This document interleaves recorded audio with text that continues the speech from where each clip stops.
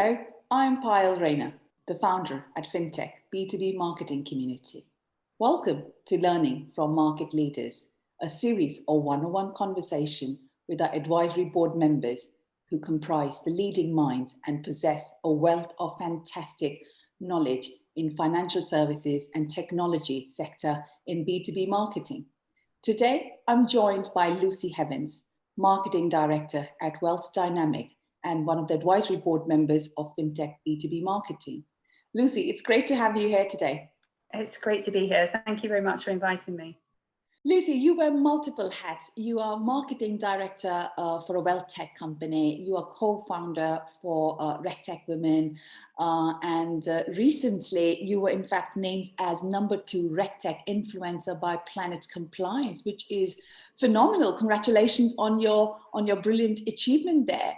So our viewers and listeners, Lucy, would love to know more about your work journey, your career journey. And, what's the secret recipe for your success, which could inspire other viewers and our marketers community today?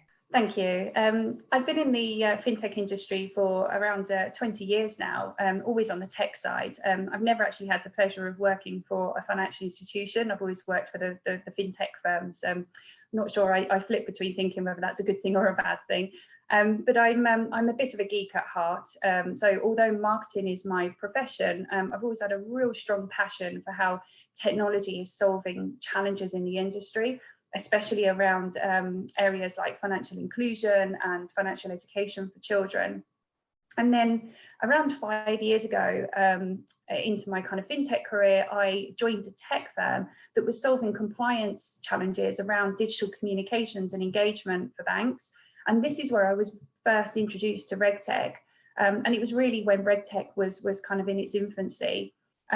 So I've got this real strong interest for, how technology is introduced into environments where it existed very little.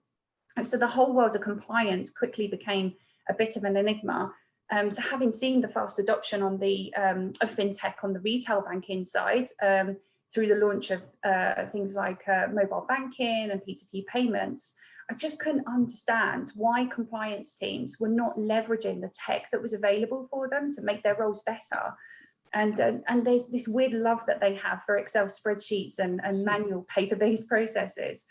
And especially when the stakes are so high for non-compliance, fines for non-compliance that run into millions, and obviously this huge reputational damage the firm can incur. So whereas on the retail banking side, we were always chasing the next big thing when it came to tech, trying to build what's around the corner. In RegTech and in wealth tech, actually, it's more a case of the tech being there, ready to use for the firms. It's just the adoption that needs a little bit of work. And that's what really fuels my RegTech and FinTech passion, and obviously how marketing can add value to that.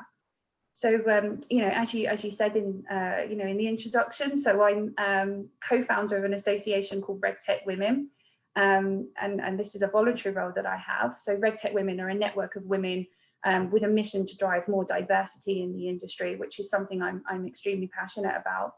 So we launched back in February 2019, and we have around 500 members in our network. My full-time role is actually as marketing director and board member at Wealth Dynamics. So we are a technology provider to the wealth management and private banking industries. So it's a super interesting and diverse marketing role that really keeps me on my toes, which I love. Brilliant. That sounds, your hands are quite full and there's so much going on, which is very, very exciting indeed. I don't know, how do you find time? I must say, it sounds like you're a superwoman to be, juggling multiple roles and jobs, especially in this lockdown, which is, adds another level of complexity. So one of the things I know D&I, diversity and inclusion, Lucy, something you're quite passionate about. At FinTech B2B Marketing community, we have recently launched a webinar series, promoting the same cause, trying to bring financial services and FinTech businesses together to kind of work and look at how we can support the marketers to make a start on the D&I program. And I know that one of the goals of RegTech Women is to improve and promote gender diversity as well within the RegTech sector. So share us more about, what does the organization does around this, and how have you seen the things change? So, I mean, like our tagline says, we really want to promote and enhance this, the vital role that women play in driving success within the RegTech industry. And, how we've done that over the past 2 years, for example, we've held several in-person events with topics ranging from AI in compliance, how women can take more risks in their career, and tackling imposter syndrome. And, we always have women speakers. In fact, I always try to invite women speakers that aren't the ones that you see usually presenting at events, the usual sort of faces, as there's so many incredibly talented women that are, working very, very hard behind the scenes. And I think it's great to give them a platform to showcase their, many talents. We always have lots of networking at our events, or pre-pandemic, we had loads of networking at our events, and we always encourage women actually to meet and share outside of the events, which they do very often actually, and that's really fantastic to see. So we ran a number of online events last year, including RegTech themes like financial crime and regulatory change, as well as more personal stuff like LinkedIn, social selling, or like I said, tackling imposter syndrome. We even had an interactive cheese tasting session that we held last year as well, which was great for networking. So we have a mentoring program where we match women up, to help each other to build confidence and skills and knowledge. And we've had some amazing feedback from mentors, both the mentors and the mentees as well. Funnily enough, the best bit of feedback that I like is from the mentors that actually say that they, get as much of the process they find as the mentee. They learn as much, which is fantastic to see. So we have lots of other initiatives planned, like speed dating events for female founders and investors, and more RegTech panel discussions to talk about how we solve some of those industry challenges. But it's really about giving women a platform and giving them the voice to be able to talk about these topics. So we've seen the industry change a huge amount, but personally, I think we've still got a long way to go. From encouraging more young women into the RegTech industry through to supporting women move up the career ladder and take on more senior and C-level roles and really start to smash that glass ceiling. But for me, we've all just really got to keep doing our part, and every little progress, or every little initiative or step that we take is little progress every day, and it will add up to big results in the end. Indeed. No, I think it's great to see communities like RegTech Women and the part they are playing in the overall industry to help the needle move, which is so critical. As you rightly said, everybody has got a role to play, so every little helps, which is brilliant. It's really good tips, and good to see number of initiatives your community is taking to support women and provide that platform. Lucy, now looking ahead, of course, it's the start of the new year, 2021, we are here, and things have changed quite a lot within the FinTech landscape, within the FinTech marketing landscape in particular as well. So how do you think, what are your views and perspective in terms of how this pandemic has impacted the landscape, and what do you feel that the landscape is going to look like now, like, when vaccination is here, there's that, hope, people feel hopefully they're going to be out of this lockdown soon enough and perhaps go back to the new normal soon? So, really interesting question. So, let's face it, marketing during a pandemic was probably not on the agendas of marketing professionals when they were doing their planning in 2019. But, that's what 2020 threw at us, and that's what we had to deal with. But, it was almost overnight, wasn't it? It was so quick. Almost overnight, the entire global population became at-home remote workers. What does that mean to marketers? That means 100% digital audience. So, there was a lot of sort of replanning that needed to happen. And, you know, it's had a huge impact on marketing, some of it positive, you know, some of it negative.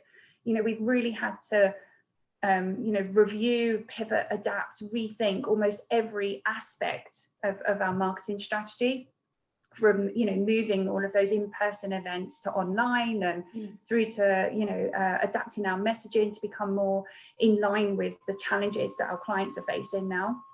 And in some ways, you know, for me, to be honest with you, it's been quite a refreshing exercise, as it really forces you to think outside of the box and kind of be innovative, and, you know, rethink all of your usual kind of practices and strategies.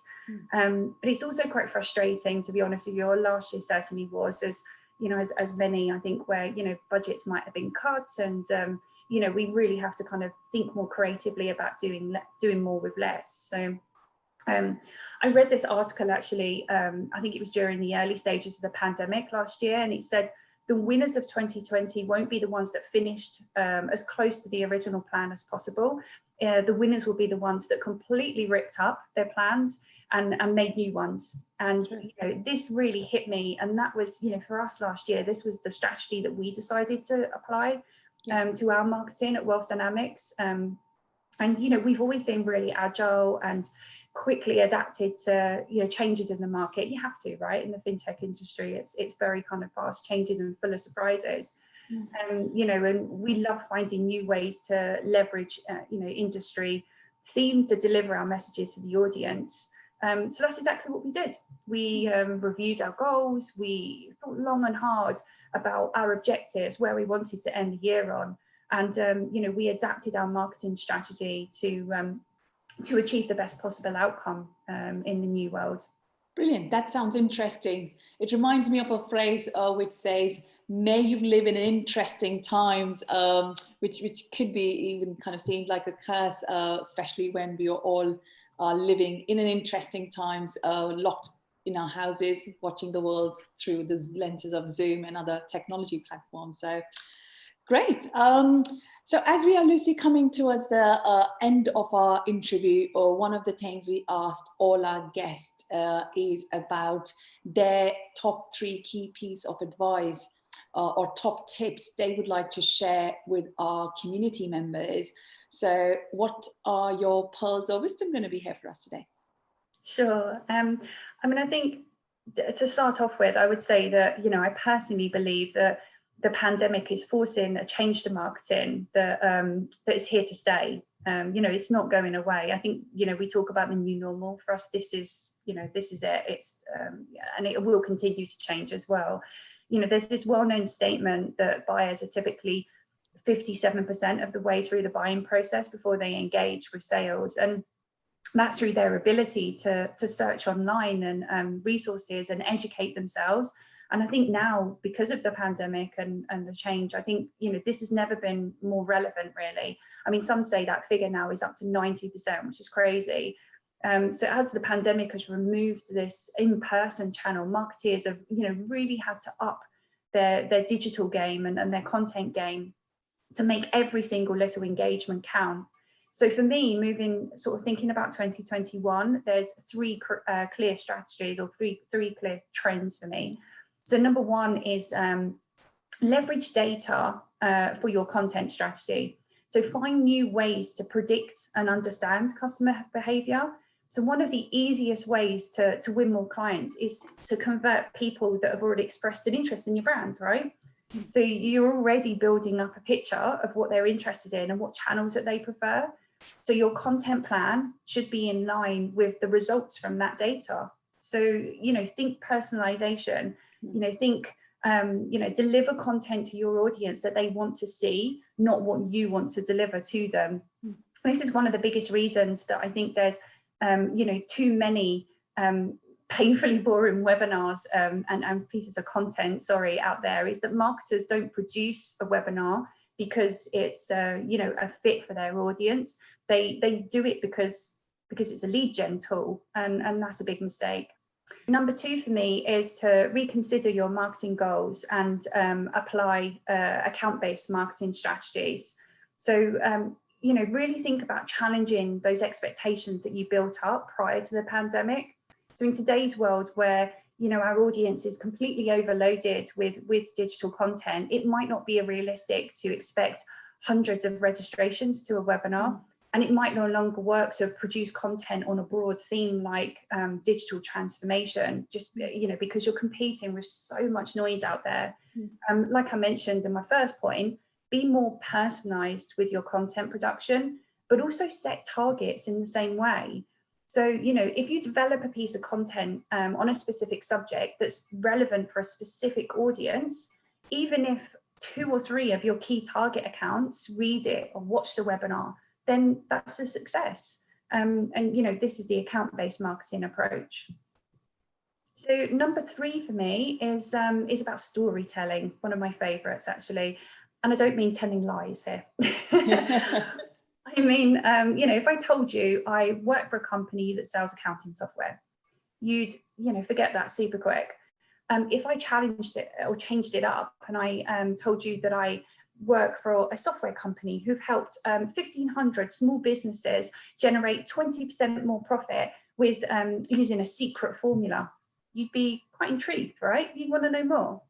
So, humans are curious and nosy by nature, and naturally they want to know the answer. So this is why storytelling in sales and marketing works so well. So buying decisions are generally 20% logical and 80% emotional. So our marketing needs to make them feel an emotion. So find a little story, find an analogy that explains how your product or service makes people feel, and feed that story throughout your content marketing strategy. Great, thank you, Lucy. I think that's great. So looking at leveraging data for content strategy, reconsidering marketing goals, and leveraging account-based marketing, and finally storytelling. I think those are top tips, really, really good ones for something for marketers to consider as they are planning and looking ahead in 2021 to help drive their business forward. So once again, thank you, Lucy. Thank you so much for joining us today. It was a pleasure to have you. Thank you. Thank you very much for inviting me. It's been super fun. Thank you. Great. And finally, thank you so much for everybody who were watching and tuned into our conversation.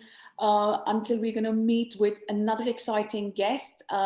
Till then, don't forget to log on to www.fintechb2bmarketing.com to keep yourself on top of your fintech marketing game.